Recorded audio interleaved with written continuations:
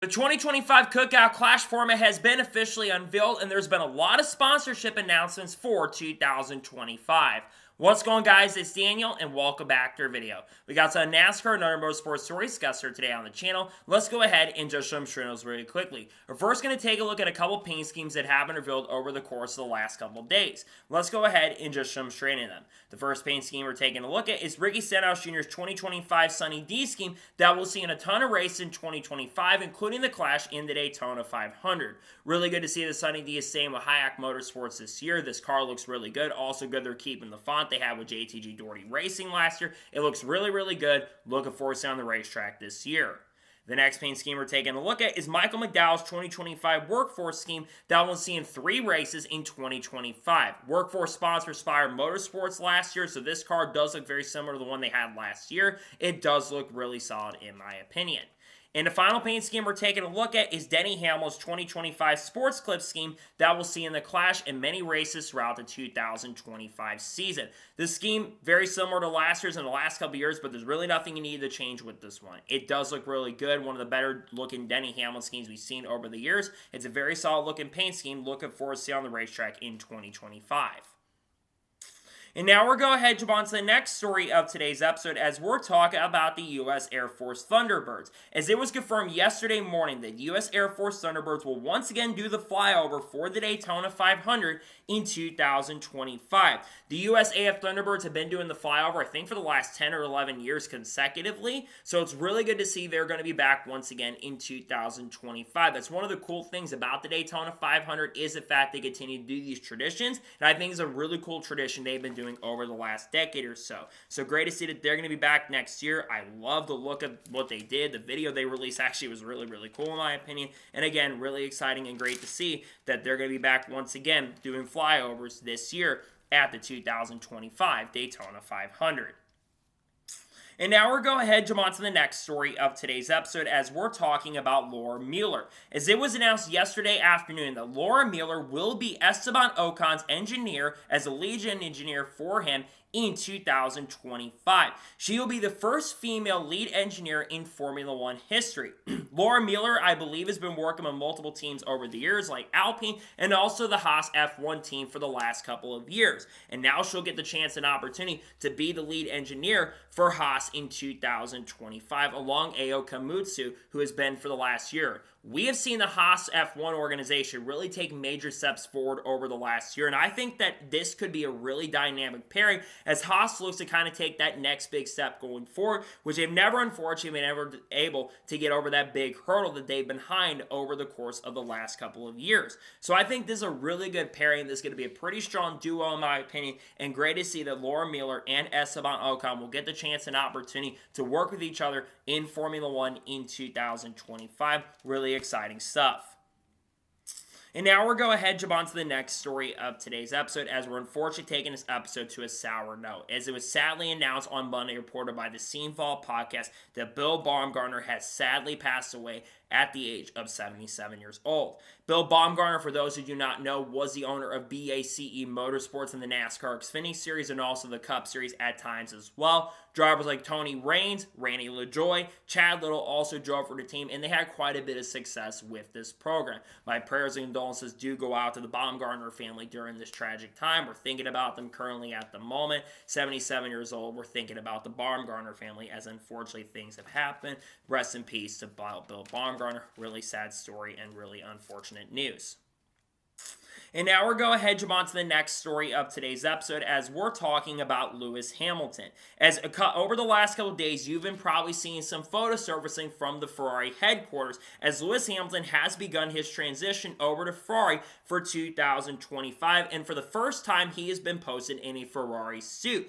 This is the first time, of course, in 2025 will be the first time Lewis Hamilton has not been part of a McLaren or Mercedes family probably ever in his Formula One career. And one of his long-term ambitions ambitious goals was to get to Ferrari, and now he's going to have the chance and opportunity to work at Ferrari in 2025. I got to say, it does feel a little weird seeing Lewis Hamilton in a Ferrari suit, but at the same time, I think it's also really, really cool, and I think that Lewis Hamilton is going to really surprise a lot of people, and because he won a couple races last year. I think he got 2 victories last year, and I think he could honestly have a strong year and could be a championship threat. He's reaching that 40-year age at this point, but I think that Lewis Hamilton has a really good chance and opportunity to win his 8th Formula One championship. No one has ever won more than 7 championships in motorsports, seems like, at this point. So I think that Lewis does have a solid chance and a really great opportunity, and I think he will have a good opportunity to win his first championship with Ferrari in 2025. We'll see how things go later this year.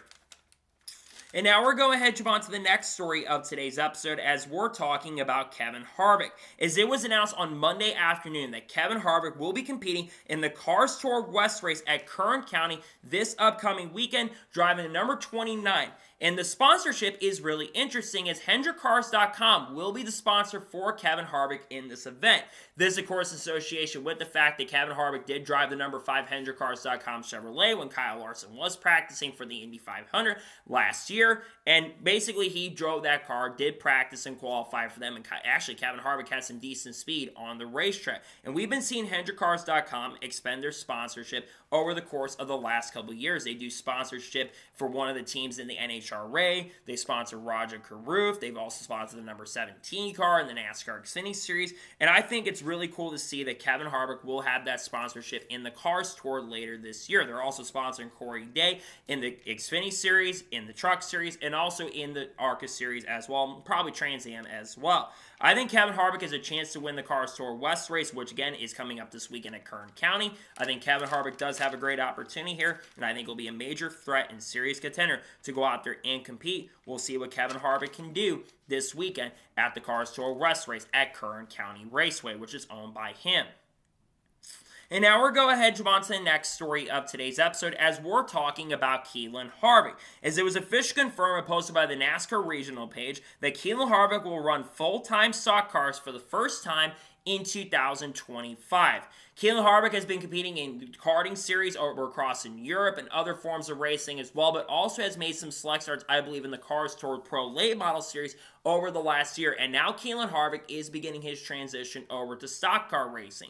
Keelan Harvick this year will turn 13 years of age, and in a couple of years from now, when he turns 15 years old, he'll be eligible to run in the ARCA West Series and the ARCA East Series. Keelan Harvick, I've seen some stuff from him, and I think especially at his young age of only being 12 currently at the moment, I think Keelan does have a lot of promise and a lot of potential. He's been winning a lot of races. He shows a lot of maturity. He's shown a lot of growth in motorsports. And I really think over the course of the next 2 years, we're really going to get to see the potential what Keelan Harvick can do. I think he's going to be competing in the Cars Tour West race along with his father, Kevin. And we also do expect him to make some starts in some other big series throughout the year, and including some of the NASCAR regional series. And I also would not be surprised if he does make some starts in stock Bandoleros at some point later this year at Charlotte Motor Speedway. But I am really excited to see the future of Keelan Harvick. I think there's a lot of potential with him going into this year, and there's a lot of promise as well. And I love the fact that he is going to be having the opportunity to work in full-time in the stock car ranks. That's his long-term goal and a long-term dream. He wants to, I think, compete in NASCAR down the road, and I do think that Keelan has a really good opportunity here and a very strong chance to work with his father. Maybe in the next 10 years he'll be a Cup driver. I think it's not too far the realm possibility within the next decade or so he'll be full-time in the NASCAR Cup Series with a team. But again, really exciting stuff, and glad to see that he'll get the chance and opportunity to compete and do some racing in stock cars full-time in 2025. And now we're going ahead to move on to the next story of today's episode as we're talking about Cody Dennison. As it was announced yesterday late afternoon that Cody Dennison will make his NASCAR Craftsman Truck Series debut later this year at Martinsville Speedway, driving a number 2 for the Raymond Brothers Racing organization. In addition to that, he will make 8 starts across the board in the Craftsman Truck Series, races like Indianapolis Raceway Park. I think I saw Watkins Glen on his schedule as well. Michigan, I believe, is also on his schedule. Now, Cody Dennison, for those who don't know, is kind of a controversial figure, but he does have a pretty big YouTube base. He is known as Camelot331 on YouTube with over 230,000 subscribers. He also has a pretty big following on Twitter, and he also is kind of a little bit of a controversial sponsor. Now, Cody Dennison, I looked up his stats from ARCA last year in 2024. He's not in the best equipment, right? To be honest, outside of missing the first 2 races of the year, he actually put up some pretty solid statistics. He had the 7th place finish in the ARCA standings, and he only finished 46 points behind Amber Balkan, who, by the way, in his Aventurini Motorsports a car, which isn't really that good. I think Cody Dennison, though, is going to struggle a lot with Raymond Brothers. Because Raymond Brothers are not a team that's ever been top tier. They've never been super, super competitive. I know they're looking to try to be competitive overall, but I just don't see this team really stepping up and having a very strong year going down the road. I think Cody's going to run near the back of the pack most weeks. He's going to be teammates with Frankie Muniz at times this year. I've heard other names that could be behind the wheel of those trucks. And I believe Tyler Tomasi also is getting behind the wheel of the 2 truck for a few races. But I think Cody Dennison will struggle a little bit later this year because of the fact that the trucks that Ram have are not very, very good. Again, he's a very controversial figure. We'll see what Cody can do later this year. It's kind of interesting to see some of these YouTube celebrities like Cody Dennison and Cletus McFarland who are getting the chance and opportunity to race in stock cars later this season. I would love to see Cody do very well, but again, I'm not expecting much from Cody later this year. I think it's going to be a little bit of struggle, and I think it'll be a little bit of time before he can have the opportunity to be very, very good. I think he's going to struggle, unfortunately, a little bit later this year when he gets the opportunity to drive for the Rain Brothers organization. And now we're going ahead and jump on to the next story of today's episode as we're talking about Brad Perez. As it was announced yesterday morning that Brad Perez will drive for Alpha Prime Racing part-time in 2025, driving a number 45 car. He will make at least 4 starts with the organization in 2025, I believe including at Circuit of the Americas, with more starts being potentially up in the air for him. Brad Perez has been working in NASCAR over the last half decade and has had quite a bit of success in other forms. He does stuff with other organizations and teams. He's done PR stuff for people like Matt DiBenedetto, and he's also competing quite a few ARCA starts as well. Brad Perez has made starts on road courses in the NASCAR Xfinity Series and the Craftsman Truck Series over the last few years as well, and I think Brad has shown a lot of potential. He's had a couple top 20 runs, I believe, in the NASCAR Xfinity Series, and we're expecting Alpha Prime Racing to be a lot quicker this year in 2025 than they were in 2024. Main reason is because Parker Reslav is joining the team, and ECR has a really good connection and works really closely with Parker Reslav, despite the fact of what happened at Daytona last year. I think that Brad Perez could have an opportunity here because the 45 car will have to qualify in on owner's points going into the start of the year because they're going to run at Daytona. But I do think that Brad has a really good opportunity here to get some top 20s. I think this car is certainly capable of doing that this year, and I really look for Brad to have a really strong and great season with this program. We'll see what he can do. Could he potentially go full-time Alpha Prime down the road in 2026? That is certainly a possibility, but it's really great to see that Brad will have the chance and opportunity to be competitive. We'll see what he can do with the Alpha Prime Racing organization as they look to have a strong year and a strong season headed into 2025. We'll see what Brad can do with this program later this year. And now we're going ahead and jump on to the next story of today's episode as we're talking about Austin Green. As it was confirmed yesterday that Austin Green will be returning to Jordan Anderson Racing in 2025, driving a number 32 car. He's expected to make a ton of starts on the road courses this year in the number 32 car and is also supposed to make some short track starts later this year. Austin Green last year, who by the way is the son of David Green, who is an official in the NASCAR Xfinity and the Cup Series as well. Austin Green last year made select starts in the NASCAR Xfinity Series, and I wasn't really sure how he was going to do last year. But honestly, Austin Green really, really impressed me on the track. Last year, I think he ran in like 6 or 7 road course races, and I think his worst finish was like 12th or 13th overall, and finished in the top 15 in pretty much every single road course race he ran, and he got quite a few top 10s as well. And it's kind of crazy considering that the other Jordan Anderson Racing cars last year of Parker Reslav and Jeb Burton kind of for the most part really struggled last year. So I think Austin Green going into this year, there is a lot of potential, and I could see him being an underdog to win some races on road courses this year because the competition on road courses is a little bit weaker because Shane Van Gisbergen, even though he's going to run for the road course races this year, Sam and Ross just seen running at COTA, and yes, you got Connor Zilch who's going to be racing there, but you don't have AJ Allmendinger running in the series this year for the most part. So I think that he's going to have an opportunity to definitely get some top 10s, and I think he could have a surprise top 5 before the end of the year. If the equipment's up to par, I think it's going to be a strong season for Green, and I think this, like I said, is a fantastic opportunity for Austin Green going into 2025. So we'll have to wait and see how Austin can do with this program this year. But like I said, I'm very high on this young man. He's got a lot of potential. He's shown a lot of promise. He's shown a lot of growth. And I think it could be a really fantastic and great season. We'll see what he can do with Jordan Anderson Racing with this team once again in 2025. And now we're going to jump on to the next story of today's episode as we're talking about Rush Truck Centers. As it was officially confirmed yesterday that Rush Truck Centers will sponsor Noah Gragson in 2025 for 8 races. Rush Truck Centers has been expected to sponsor Noah Gragson in Farm Motorsports when that leak did come out. It was also at the time leaked what number he was going to use, and they will be back with Noah Gragson. I think they're going to sponsor him at the Clash, I'm pretty sure. I think I saw they also may sponsor him in this year's Daytona 500 and a couple other big races throughout the 2025 season. Rush Truck Centers, of course, comes over from Stewart-Haas Racing, which have been associated with the team for a while, but of course, a lot of the SHR sponsors are kind of flocking their way over to Front Row, as of course, the number 4 charter basically is the number 10 team from last year. Rush Truck did sponsor Noah Gragson, I think, for a select race or 2, and I've also got to say, this Rush Truck Centers truck looks a lot better than the one they had in the Cup Series last year. The Rush Truck Centers car in 2024 just looks so boring. They brought kind of the classic look that Clint Bowyer had and Kevin Harvick had at times, and I think this car looks really good. But it's also really great to see that Rush Truck Centers is going to be sticking around with this team in 2025 for quite a few races. Now, it's unknown at this time for Noah Gragson if Mahindra is going to follow him over. There's been rumors that Mahindra could find their way over with the team, but we'll talk about some of the sponsorships that are kind of up in the air at this point. Some of the changes that could be coming over that were revealed yesterday.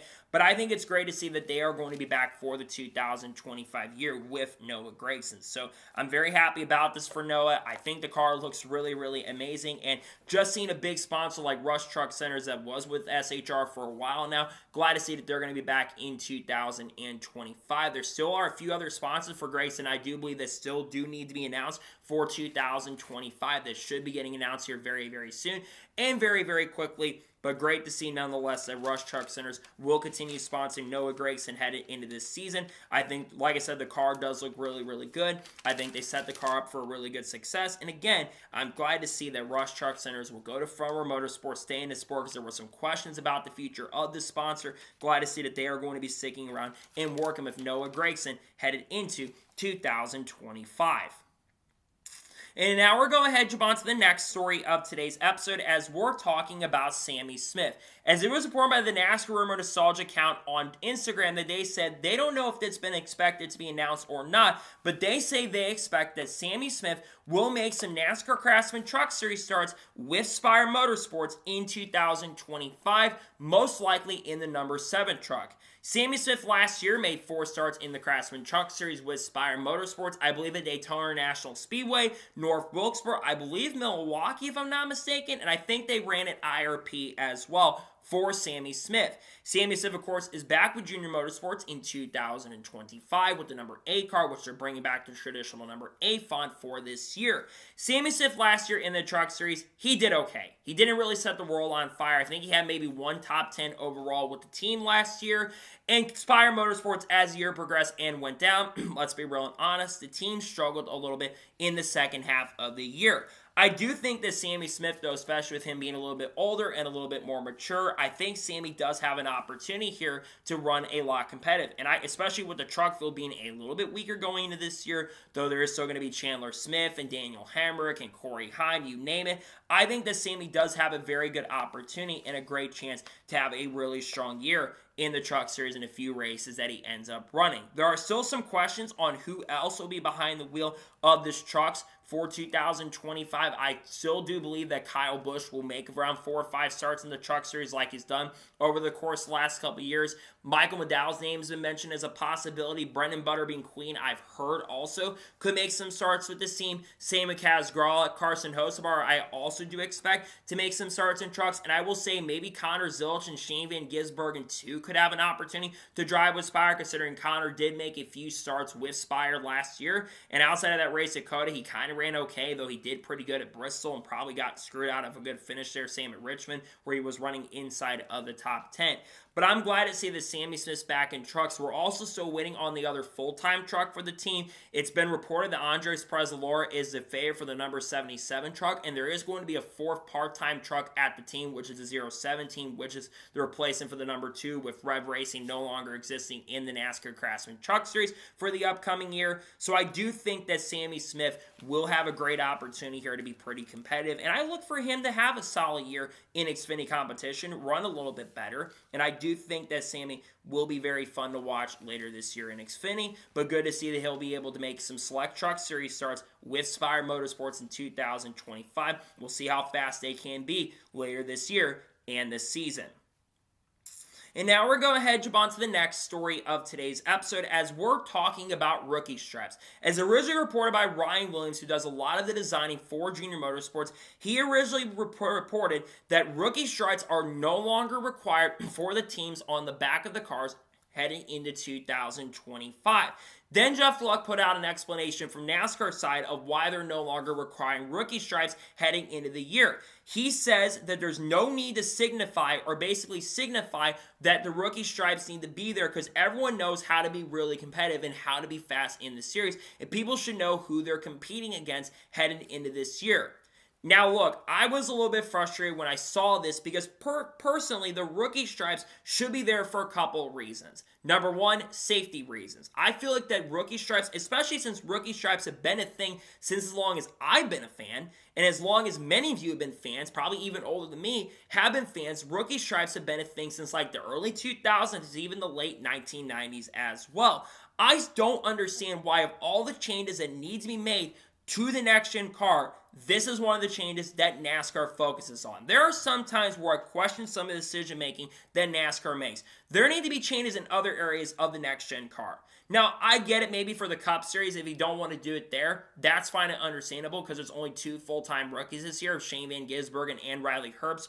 But in the NASCAR Xfinity Series, there are 10 rookies, the most we've seen in almost a decade. The last time we had 10 rookies in Xfinity competition was 2018. And there's a lot of rookies in trucks as well. Tony Breidinger, Gio Ruggiero, and other big names like Cody Dennison is going to be there this year. Christian Rose is going to be full-time this year. So I feel like that and Caden Honeycutt too, I forgot about him. He's going to be a rookie this year.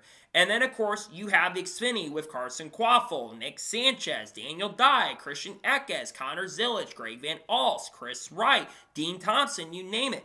I feel like the rookie stripes should be a thing in my opinion, especially in the lower series. And I feel like that NASCAR, again, it's a little bit of an aesthetic thing, I guess, but I feel like that sometimes NASCAR makes decisions that don't need to be made. This is not one of the changes the fans wanted with the next-gen car, or any car for that matter. Fans wanted changes in other areas of the car, and I just feel like getting rid of the rookie stripes is just completely unnecessary. It's an unnecessary change that did not need to be made, and I feel like that NASCAR, once again, like they always do, makes the wrong decisions and frustrates the fan base. I wish NASCAR would listen to sometimes what they're doing, and I feel like there are times where NASCAR doesn't want to listen to what the fans want. The fans have asked for changes in the car. The fans have asked for changes in the playoffs, which, by the way, we still don't know what the playoff format is going to be at this time for 2025 at the time I'm recording this. And we're only about a week and a half away from the start of the season, technically.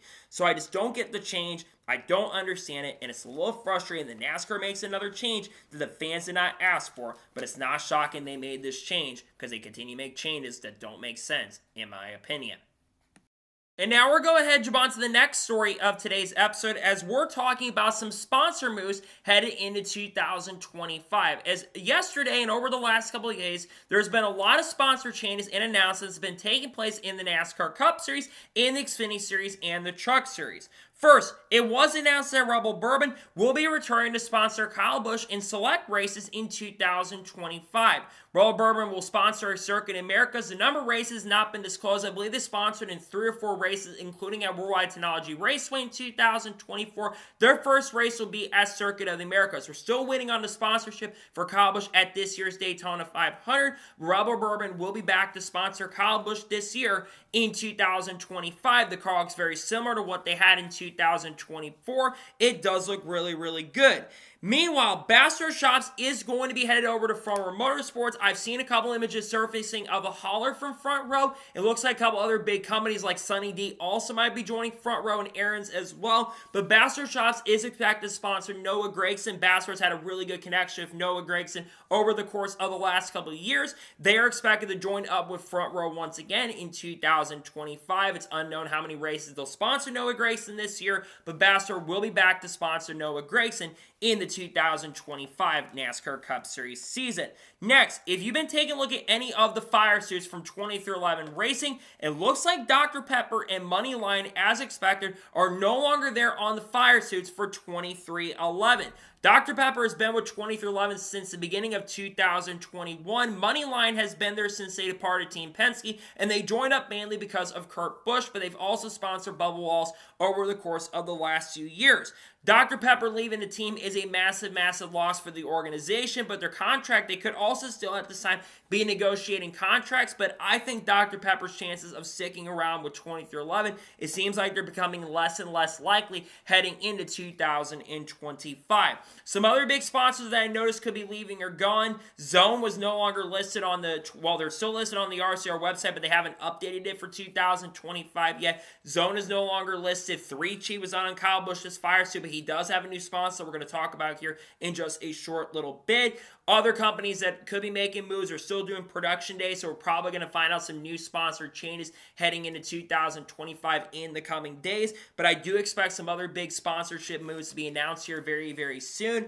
But the big one for me is Dr. Pepper leaving. And leaving 23XI. That's a massive loss for 23XI. The Dr. Pepper cars have looked really good. Most of the 23XI sponsors are sticking around heading into the year, but it's kind of crazy that some of the big sponsors that have stuck around in the last couple of years are sticking around heading into 2025. And some other big sponsor changes will be announced here in the coming days and the coming weeks as well.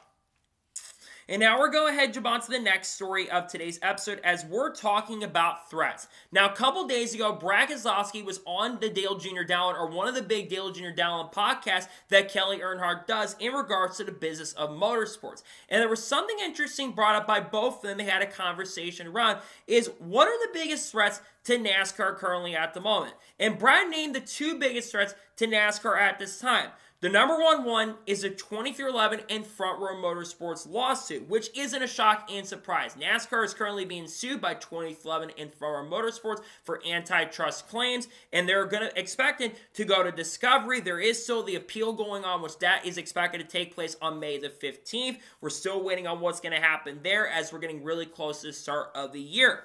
But the second biggest threat that brought up was the possibility of an OEM leaving. That is the second biggest threat that NASCAR is really worried about. Currently at the moment, Ford, Chevy, and Toyota are the only three manufacturers that are in the sport. There has been talks and conversations, of course, about a new manufacturer coming in. There was pretty heavy talks with Dodge about them coming back to the NASCAR Cup Series, the Xfinity Series, and the Truck Series in 2021, and also in early 2022. They were in deep talks and conversations with RFK Racing, and I also believe Stewart-Haas Racing as well a couple years ago, but those talks never really went through.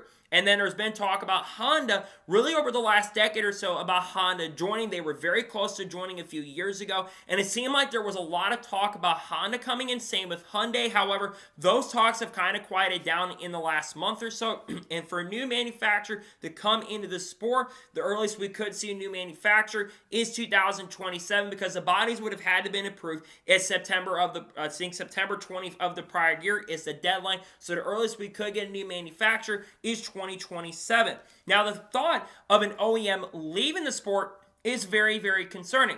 Now, one manufacturer that I would not expect to leave is Toyota.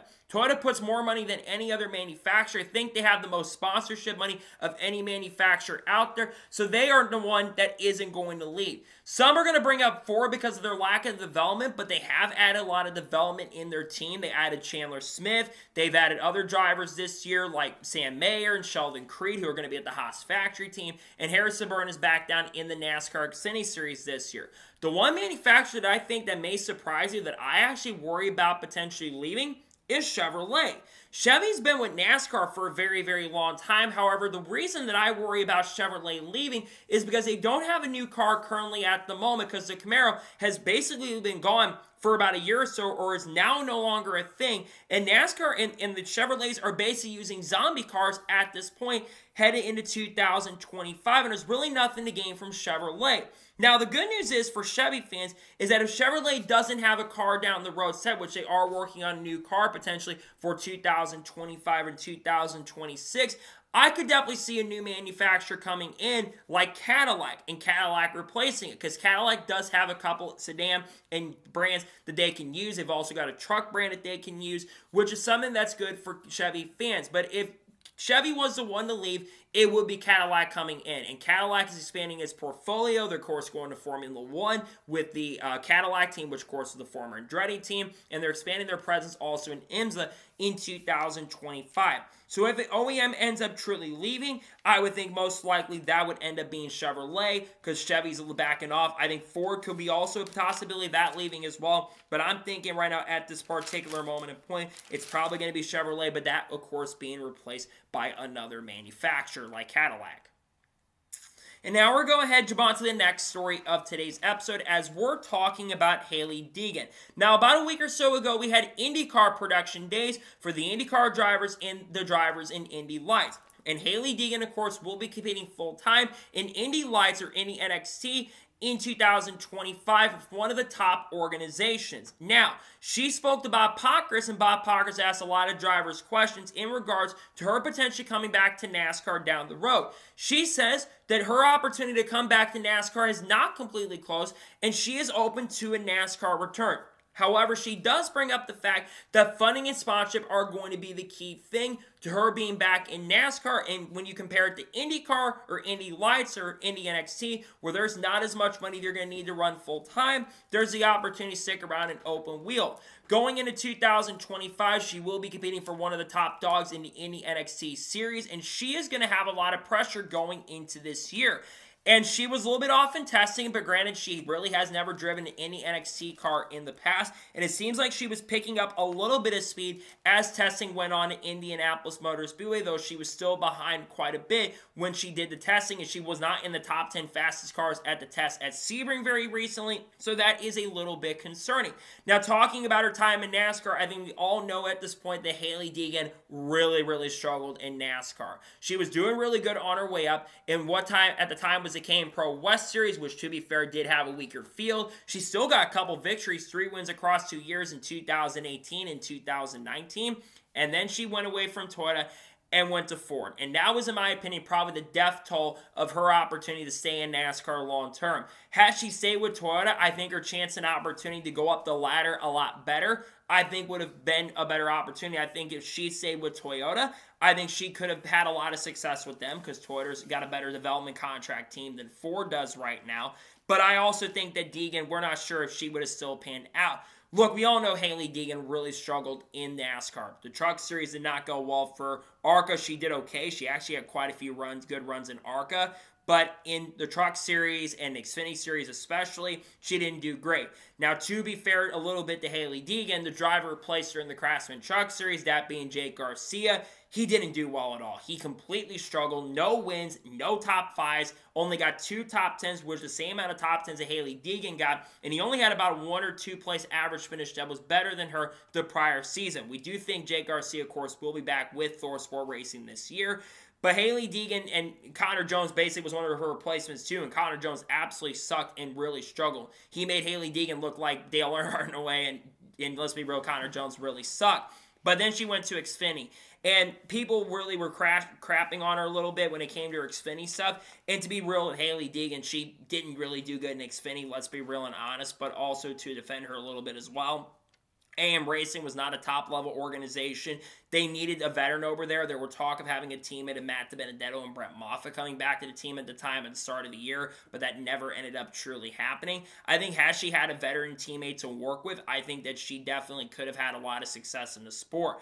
Now, could she come back to the sport? it is certainly possible down the road, and I think, especially with her being young, but we got to remember she's only 23 years old currently at the moment. She's got plenty of time to really grow, and she could still have a really solid IndyCar career. That is certainly possible. I do think there is a chance down the road we could see her, like I said, make a comeback in NASCAR. It could definitely happen, but as of right now, I'm not quite sure what's going to happen with her career in motorsports. I hope she can have a lot of success in IndyCar, and I also love to see her come back and make a few starts in 2024, or 25, I should say, which I think is certainly possible this year, but as of right now, her focus is racing Indy, and I hope she can have a lot of success in Indy racing in 2025.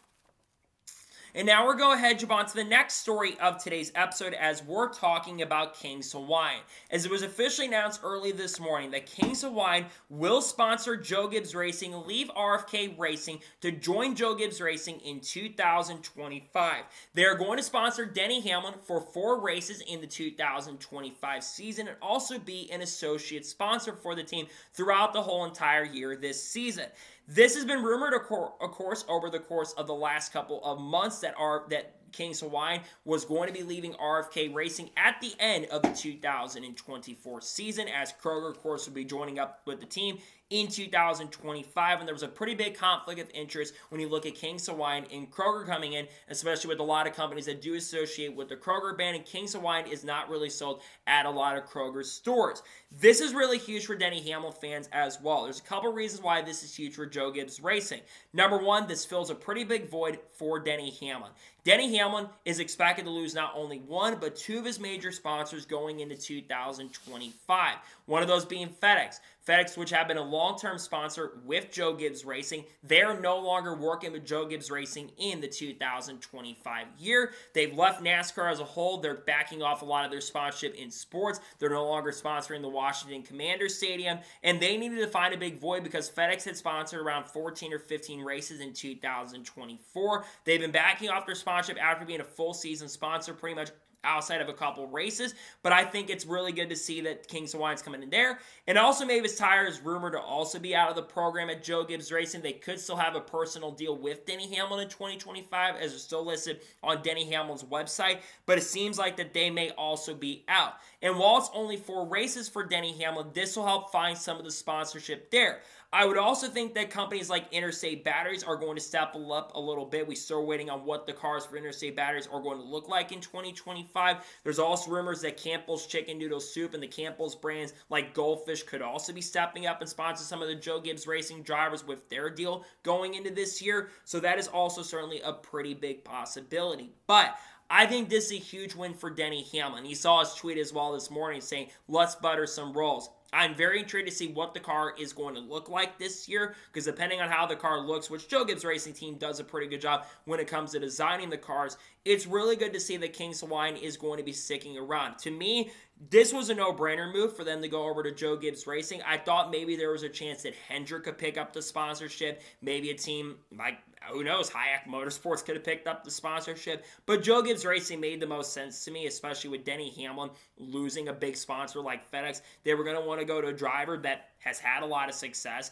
has been one of the most successful drivers in the sport, and they're going with they went from a driver and a team that had a lot of success and a team that's been on the up and up to a team that's really up there. But Joe Gibbs Racing also is a team there's a lot of questions surrounding. And we talk about Denny Hamlin and his future in the sport, right? There's been a lot of talks and questions and conversations surrounding whether Denny Hamlin is going to come back after 2025 or not. There is a chance that Denny Hamlin could retire from the NASCAR Cup Series. I think having sponsors coming back and sticking around with the team and joining up with the team especially is going to be a major factor whether Denny Hamlin sticks around in the sport or not. So I'm glad to see that Kings Hawaiian is coming in with the team. It's also pretty cool Amazon Prime's working with Chase Elliott, but I'm very happy to see that Kings Hawaiian will be stepping up their sponsorship. They're going to be sticking around in the sport this year. And again, just great to see that Kings Hawaiian will be joining up with Joe Gibbs Racing. I talked about it in a video earlier today. If you haven't seen it, I suggest going and checking it out. But nonetheless, like I said, really happy and glad to see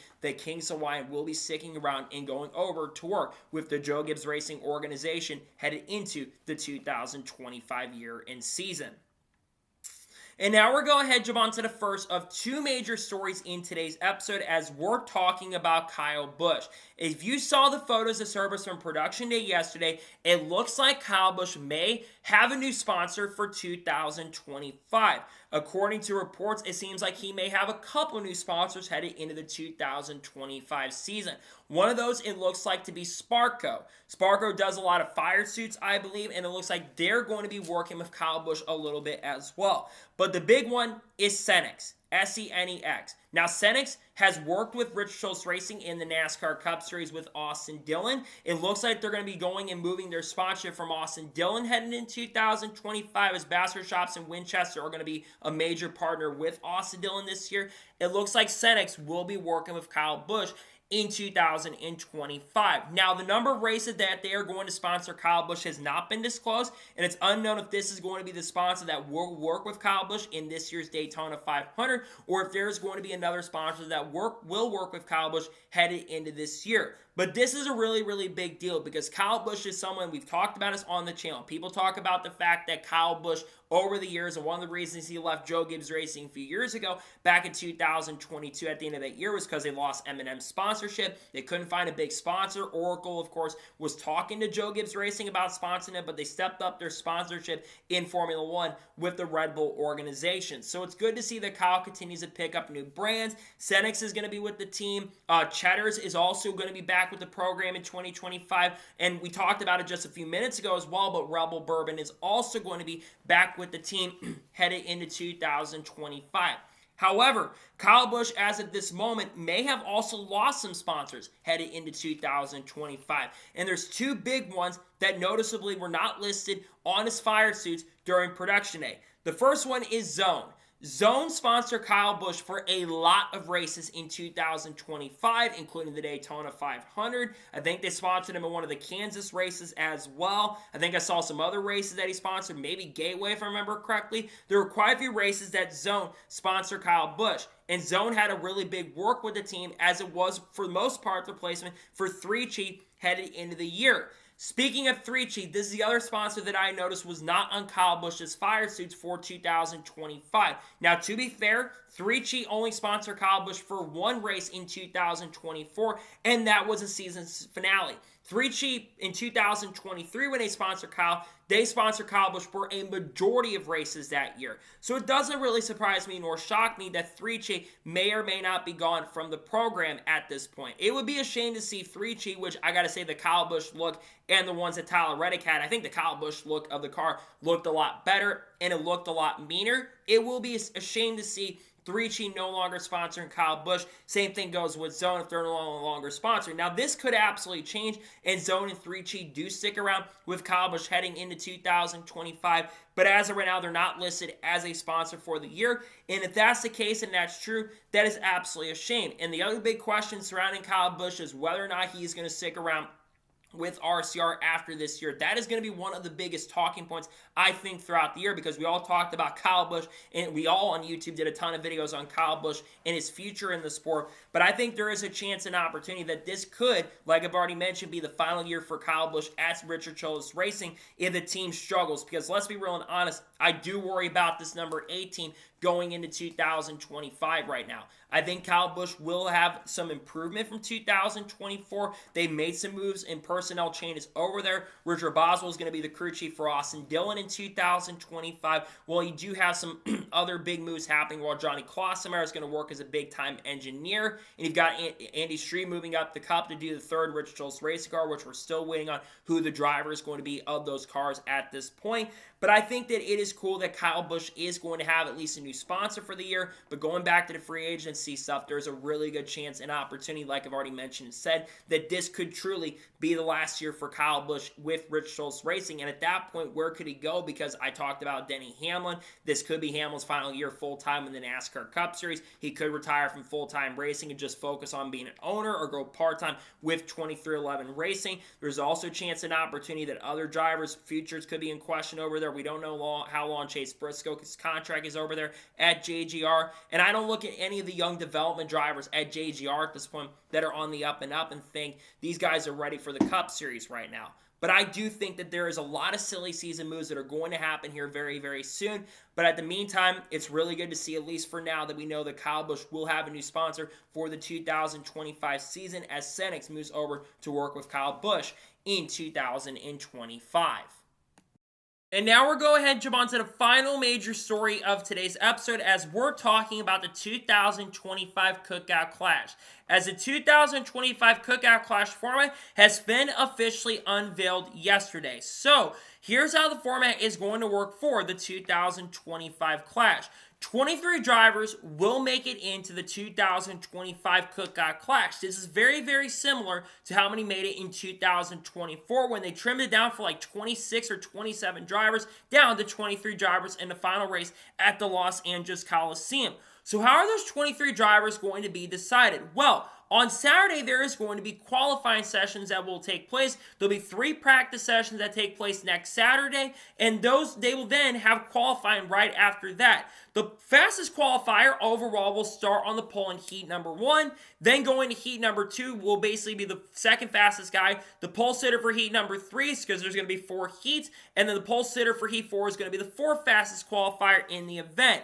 There'll be 4 heat races that are going to be, I believe, 50 or 75 laps. And the top 5 finishers, including the winner from each of those heats, will be automatically locked into the A main event.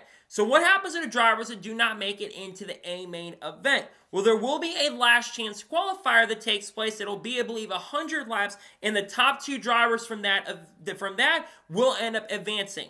The last position is going to be decided by a provisional. So guaranteed at the moment is that Joey Logano will be, no matter what, locked in to the Clash at the Bowman Gray Stadium. And the provisional will go to the highest driver to finish in the points in 2024. That's not already guaranteed in.